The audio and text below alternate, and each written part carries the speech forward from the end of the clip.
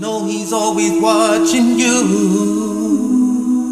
The all-seeing, all-hearing. He knows all that we do. On no soul does he place a burden greater than he can bear. So just keep your faith in him and give him thanks and praise.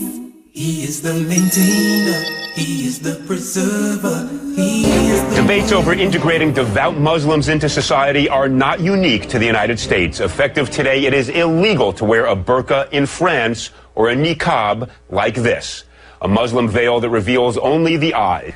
I'm joined by Hiba Ahmed, a writer for the blog Muslim Matters, who's against the ban. She's in Albuquerque. And Mona El-Tahawi, a columnist on Arab and Muslim issues, who wants to see the ban extended everywhere. She's joining me from Washington. Welcome to you both.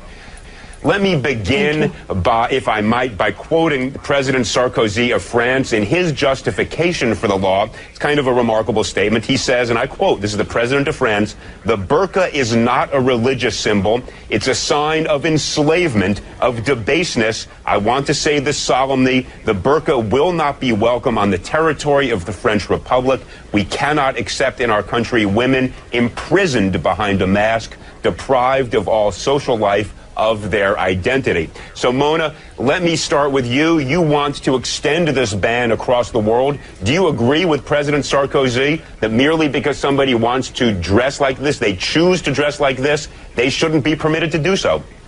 You know, Elliot, I detest Nicolas Sarkozy. I consider him right-wing and racist, but I also detest the niqab and I detest the face veil. And I say this as a Muslim woman. I think it represents an ideology that does not believe in Muslim women's rights to do anything but choose to cover her face. And I find that I believe that the niqab dangerously equates piety with the disappearance of women. And so I support banning it everywhere because it's not in the Quran, it's not an obligation for a Muslim woman to cover her face. And my talk with you now, with you seeing my face, is going to be very different than if I was sitting here with my face covered. I believe the human face is central to communication. Okay, Mona, the only thing I would observe, and I want to give Hiba a chance to jump in, of course, but I heard you use the singular personal pronoun I many times, and that I have no doubt you believe that, but why should your beliefs ban other people from wearing what they want to wear? That's what I don't get. Hiba, explain to me why you think the ban is a bad idea. I think that it's a bad idea because I think it's yet another example of men telling women how to dress, how to live their life. It's another way to try to control women, and to take it to a government level and to try to legislate the way that a woman dresses is not just wrong and against human rights, but it really violates the whole basis that the democracy and democratic countries are based on. This is a free choice. This is something that I choose to wear. I disagree that it's some right-wing ideology. It is something that is permitted in Islam. I have a master's degree in mechanical engineering, and I am free to do whatever I want, and this is a choice that I want to make. And just because somebody doesn't accept my interpretation of Islam or personally like it, doesn't mean that we can use laws to violate people's freedom of expression and freedom of religion. But let me just ask you this. When you go to the airport, you understand there are going to be obligations. They're going to have to check you for security like they check all the rest. When you get a driver's license, do they take a picture with or without your veil on? Absolutely. I want everyone to know that as a Muslim woman, as a Muslim in America, I am just as concerned about safety and security as everybody else, and I have no problem whatsoever accommodating any security issues that come about when I enter a bank, when I go to the airport, when I go to the DMV. I show my face, and actually in Islam, we are required to show our identity when we're in a court system giving testimony. This is absolutely something that is essential for the security and identification of people, but that doesn't mean that I should be banned completely from what I choose to do. Okay, Mona, let me jump in here. There are lots of types of dress that I look at and I don't like them. I think they're degrading. I think they're oppressive. Lots of things I see teenagers wearing that, I'm now viewed as old-fashioned by a lot of, my kids perhaps. I don't go around saying we should pass a law banning it. Isn't that fundamentally violative of the First Amendment? What possible reason can there be legally to say to somebody, you can't dress the way you want to dress? Actually, Elliot, the government does tell people how they can and can't dress all the time. You cannot walk outside naked. There are many states here in the US where 3 or more people cannot be together in public with wearing a face mask. So the government actually does legislate over our wardrobe, but no, everybody conveniently forgets that. I would like to ask Heba, you know, once I'm done talking, if she works, because we've been on media shows together where we've been on opposite ends of this argument. And I know from what she said before that once she started covering her face, she stopped working. So my argument is, and this is not just about I understand what the point that you were making earlier, Elliot. Feminist groups, many women's rights groups have made the point that what the niqab does in a society, especially for Muslim women, is that it creates a spectrum where that is the pinnacle of piety and that is the good Muslim woman. And so of course it affects me. In France, where this ban is going in effect, Muslim women's rights groups there support it because they find that Muslim women who live in the French housing projects have been put under tremendous pressure by the Muslim right wing to give into the niqab. And when they speak out, they are told, it's basically they become these political pawns. Yeah, that's why I said I oppose Sarkozy, but I oppose this on women, because what choice do women have besides covering their face? This ideology doesn't recognize Muslim women's rights. Mona, I just have to push you on one thing here. There are certain prohibitions on the way people dress, or you mentioned nudity, that don't dress, that are in fact imposed upon us by law, but none of them that I'm aware of relates to a specific religion and says if you are a devout member of a religion, you cannot dress in a way that is you are obligated to practice your religion, your choice of faith. Can you think of any example like that? Because I can think of 1,000 other laws, if this were upheld, that suddenly we would limit all sorts of things that people do for their religious beliefs because we don't agree with it. Wouldn't that be a very dangerous thing to do? See, this is, I think, where these right-wing interpretations of religion get a free pass, because everybody says, well, it's my religious obligation. It's my religious right to do this. Let's look really at what we're talking about here. We're talking about the disappearance of women justified in the name of them becoming closer to God. So the closer you want to become to God, the less of you, the more you disappear. This Mona, I don't feel that I have disappeared at all. Well, one at a time. I disagree. Guys, one at a time. Heba, excuse me, jump in. Tell us, has anybody forced you to do this? Is this something you're doing of your own free will? Nobody has forced me to do this, and I really have to disagree with the statistics that Mona is trying to put forth, because studies have shown that there are only 2,000 women in France that wear the niqab. The majority of them are converts who converted to Islam and are voluntarily choosing to do it. This is my choice. Nobody can force me to take it off. I would not take it off even if you paid me to do it. And the fact of the matter is that I have never met a single Muslim woman in all of my travels around the world that is being forced to wear it.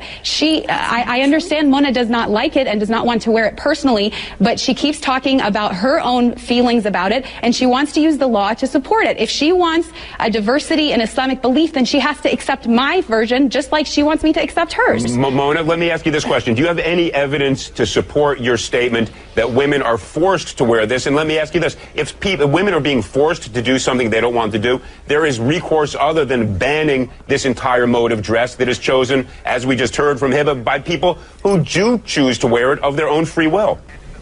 You know, I lived in Saudi Arabia. Heba says that she's traveled the world and she's never met a woman who's been forced to wear it. I lived in Saudi Arabia where millions of women are forced to cover their face. But now that the argument will be, well, that's in Saudi Arabia, not in France.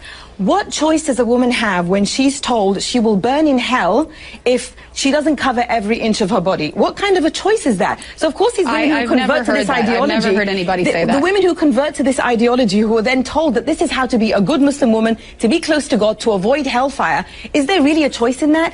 And I believe when you have a law like this, you know, I told you, I detest Sarkozy. I consider him racist, but I will not sacrifice Muslim women's rights in order to uphold the Muslim right wing, which I believe is misogynist. With a law like that, a woman can tell her husband or any male relative who is forcing her to dress like this, the law says I don't have to dress like this. Mona, let's not deal with Saudi Arabia. Different customs, different laws. We have a First Amendment. No, I was talking about France. I was talking about France. Wait, hold on one second. In the United States, we have a First Amendment that gives people the right to practice religion as they wish. Do you not think that a law that in the United States that would ban this form of dress would violate the First Amendment permission to practice religion as each individual sees fit? Well, this comes back to religion again. Everything is allowed just because someone says it's their religious belief. You know what I think? No, Mona, you're going to jump in. Hold 1 second. It's banned or permitted until there is some compelling state interest on the other side, but it's got to be an overwhelming interest. What is the overwhelming interest that would justify us in banning a type of dress that people choose as a result of their religion? Well, all the reasons I just gave you, but I will repeat. I believe that this is genuinely harmful to Muslim women because it creates this pinnacle of piety in which a Muslim woman is told, this is the closest you can get to God, and she's disappeared. I'm no longer here. You don't even know who I am. The face is central to communication. And not just that, it objectifies women. The pinnacle of objectification. Look, I agree with much of what you're saying, but not as a matter of law.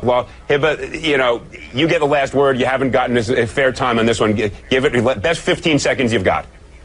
Basically, I want people to know that when I choose to cover this way, it's because I am fighting against a systematic oppression against women in which women's bodies are being sexualized and objectified. This is a different perspective and a different form of empowerment in which I think when I'm in public, my sexuality is in my control and people have to deal with my brain and who I really am and not judge me by my body. And if we want to really talk about the oppressive situation of women, let's talk about all of the eating disorders, all of the plastic surgery, all of the unhealthy diets that are being done, all in the name of having the perfect body. To me, this is liberating and this is empowering. Mona keeps saying, I believe, I believe, I believe. Well, we don't make laws based on what Mona believes or what anybody believes. All right, guys, it's based on whether or not...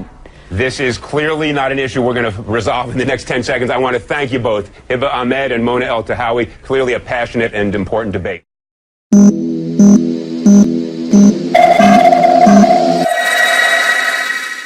وبعد فترة قصيرة البوليس الأمريكي يلقي القبض على منى الطحاوي ويجعلها أضحوكة للجميع. إن الذين يحادون الله ورسوله أولئك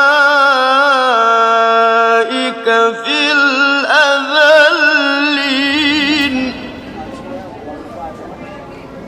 I'm expressing myself freely, and I hope not to post that. If you're on Twitter, tweet that Mona El-Tahawi was arrested.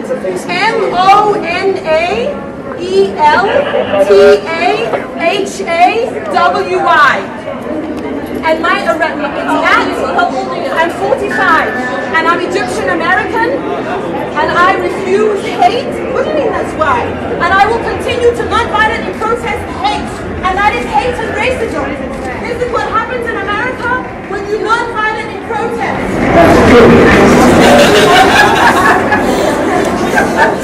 Allahu Akbar, Allahu Akbar. Peace, the solution for humanity.